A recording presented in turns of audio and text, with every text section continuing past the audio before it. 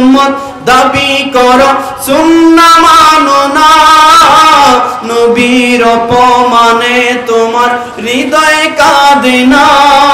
তুমি বিজাতীয় সংস্কৃতিতে সপেছ পরাণ, তুমি কেমন মুসলমান, কেমন মুসলমান, তুমি কেমন মুসলমান। নামাজের সাথে নাই পরিচয়, পড়ো না কোরআন, তুমি কেমন মুসলমান। ঠিক কিনা বলেন? মুহাম্মাদুর রাসূলুল্লাহ ওয়াল্লাযীনা মাআহু আশিদ্দাউ আলাল কুফফার রুহামাউ বাইনাহুম। আল্লাহ পাক রব্বুল আলামিন আল্লাহর হাবিবের পরিচয় দিচ্ছেন। তোমরা কি জানো আমার নবী মুহাম্মদ কে? তিনি অন্য কোন তার পরিচয় নয়, তার পরিচয় হচ্ছে তিনি আল্লাহর রাসূল। আরেক জায়গায় পরিচয় দিচ্ছেন মা কানা মুহাম্মাদুন আবা আহাদিম মির রিজালিকুম ওয়ালাকিন রাসূলুল্লাহ। আমার হাবিব কোন পুরুষের পিতা নয়, বরং তার একটা খাস পরিচয় আছে, সেটা হচ্ছে তিনি আল্লাহর রাসূল। বলেন সুবহানাল্লাহ। নবীর পরিচয় দিলেন, তারপরে তার সাথীদের পরিচয় দিচ্ছেন ওয়াল্লাযীনা মাআহু আশিদ্দাউ আলাল কুফফার। এবং তার সঙ্গী যারা রয়েছেন অর্থাৎ সাহাবায়ে কেরাম যারা রয়েছেন তাদের চরিত্রের ব্যাপারে আল্লাহ বলছেন মাআহু আশিদ্দাউ আলাল কুফফার। যারা কাফেরের ব্যাপারে, কুফফারের ব্যাপারে অত্যন্ত কঠিন। তারা সব কিছু ছাড়তে পারে, সব কিছু স্যাক্রিফাইস দিতে পারে, কিন্তু যখন কোন তাগুতি শক্তি সামনে চলে আসবে, যখন নবীর শানে কেউ গুস্তাখি করবে, সব সহ্য করতে পারবে। ঈমানের তাগিদে কোন গুস্তাখি আল্লাহর নবীর সাহাবীরা সহ্য করে না। হযরত সিদ্দিক আকবরের ছেলে ইসলাম গ্রহণের পরে বলতেছেন, বাবা বদর যুদ্ধের দিন যখন আপনি যুদ্ধের ময়দানে গেলেন, বাবা আপনি কিন্তু আমার সামনে পড়েছিলেন, বাবা গো আপনি আমার বাবা, এই জন্য আপনাকে সেই দিন আমি ছেড়ে দিয়েছি, আপনাকে আমি আঘাত করি নাই। সিদ্দিক আকবর জবাব দিলেন, ও আমার সন্তান শোনো, বদরের যুদ্ধের দিন তুমি তলোয়ারের নিচে আমাকে পাইছো, তারপর আমাকে ছেড়ে দিয়েছো, কিন্তু সন্তান শোনো, ওই বদরের দিন যদি তুমি আমার তলোয়ারের নিচে পড়তা, খোদার কসম তুমি আমার হাত থেকে সেদিন রেহাই পাইতে না। বলেন সুবহানাল্লাহ। তুমি আমারে ছাড়ছো, কিন্তু আমি তোমারে ছাড়তাম না। আশিদ্দাউ আলাল কুফফার, কাফেরের ব্যাপারে অত্যন্ত কঠোর। রুহামাউ বাইনাহুম, কিন্তু তারা পারস্পরিকের ক্ষেত্রে একজন আরেকজনের প্রতি অত্যন্ত দয়াশীল, অত্যন্ত দয়াশীল। কেমন দয়াশীল? কিতাব সাক্ষী আল্লাহর হাবিব রাহমাতুল লিল আলামিন যখন মক্কা থেকে হিজরত করে মদিনায় গেলেন, বহু সাহাবী আল্লাহর হাবিবের সাথে মক্কা থেকে হিজরত করে মদিনায় গেলেন। যাওয়ার পরে তাদের সেখানে নির্দিষ্ট থাকার জায়গা নাই, ঘর নাই, স্ত্রী নাই, পরিবার পরিজন সব কিছু ছেড়ে দিয়ে গেলেন একজনের মহব্বতে। তিনার নাম হচ্ছে রাহমাতুল লিল আলামিন। নবীর মহব্বতে সব কিছু ছেড়ে দিলেন। সাহাবায়ে কেরাম মক্কা থেকে মদিনায় গেলেন, থাকার জায়গা নাই, খাবারের কিছু নাই। আহলে সুফা বলা হতো, মসজিদ নববীর বারান্দার মধ্যে থাকতেন 70 জন সাহাবী। কি খাইতেন? আনসার সাহাবায়ে কেরামরা যদি কোনো খাবার দিত, সেখান থেকে তারা বন্টন করে খাইতো, না হলে এভাবেই পড়ে থাকতো। সেই সাহাবীদের মধ্যে একজন সাহাবী ছিলেন যার নাম ছিলেন হযরতে আবু হুরায়রা রাদিয়াল্লাহু তাআলা আনহু।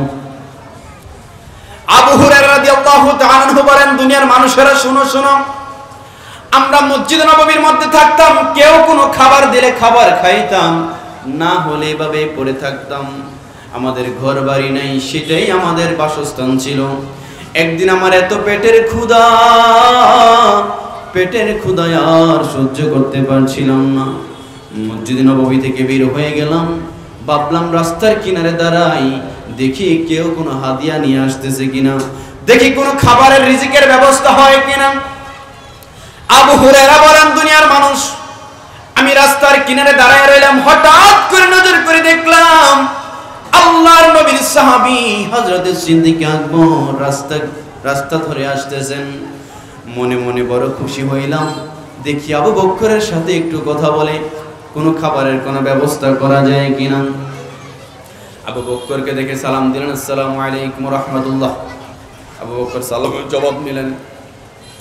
আবু হুরায়রা চিন্তা করলেন আমি একটু কথা বলি, একটু কথোপকথন করি, কারণ একটু কথা বললে আবু বকর বুঝতে পারবে যে আমার যারা ক্ষুধার্ত থাকে তাদের চেহারার মধ্যে ক্ষুধার একটা ভাব ফুটে ওঠে, ক্লান্তি একটা ভাব থাকে, ঠিক কিনা বাবা?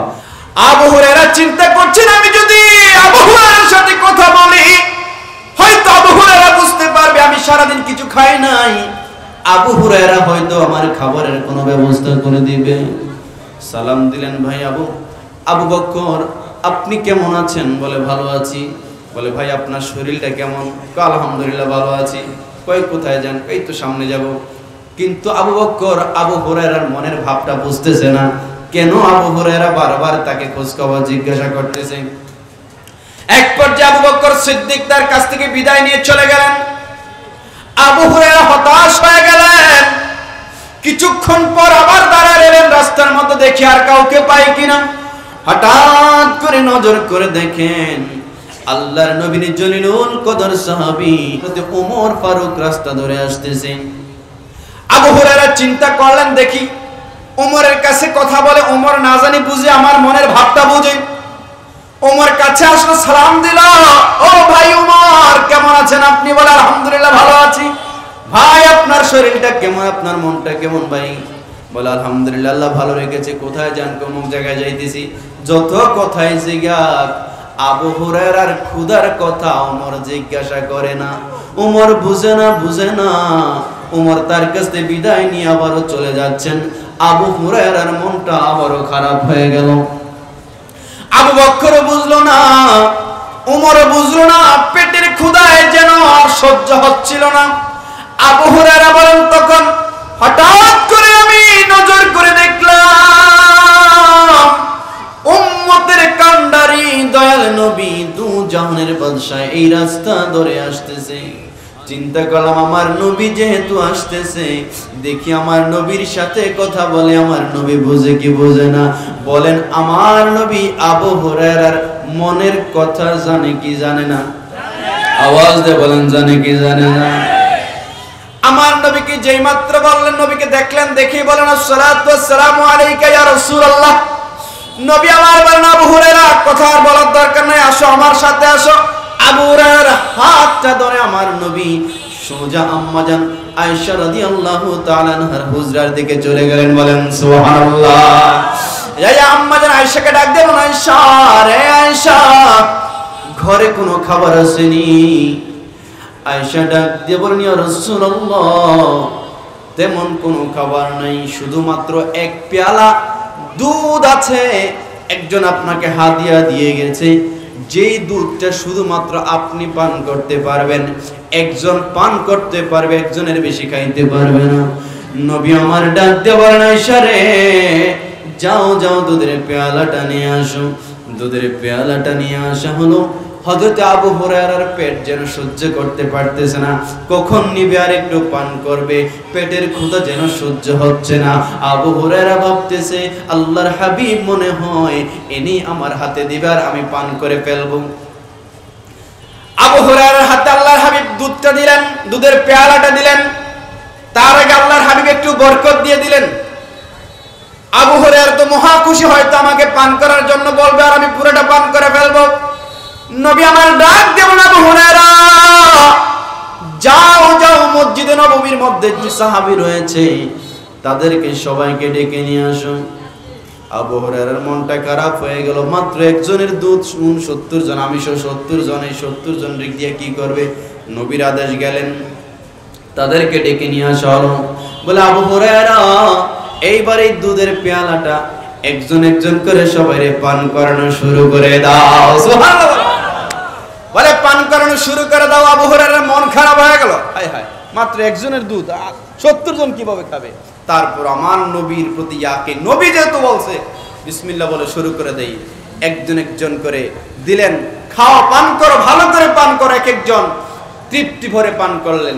একজন খাইলেন, দুজন পান করলেন, তিনজন পান করলেন, করতে করতে করতে সবার যখন পান করানো শেষ হলো, এইবার আমার নবী আবু হুরায়রাকে বলেন, আবু হুরায়রা এবার তুমি পান করো।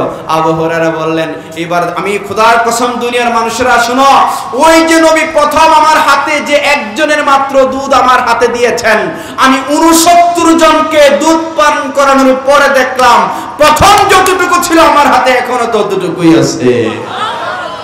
নবী বলেন এবার তুমি পান করো। আবু হুরায়রার তো পেট আর সহ্য হচ্ছে না, পান করতেছেন, আরো খাও, আরো পান করো, আরো পান করতেছে, আরো খাও। খাইতে খাইতে বলে ইয়া রাসূলুল্লাহ আর সম্ভব না, বহুত খাইছি। বলে দেখো কতটুকু আছে, দেখি ওই যতটুকু ছিল এতটুকুই আছে। সুবহানাল্লাহ। এইবার আমার নবী কি করলেন, বাকি দুধটা নিয়ে নিজে পান করে ফেললেন। বলেন এই যে নবীর মুজিজা, নবীকে এই ক্ষমতা দিয়েছেন কে? বলেন না কে?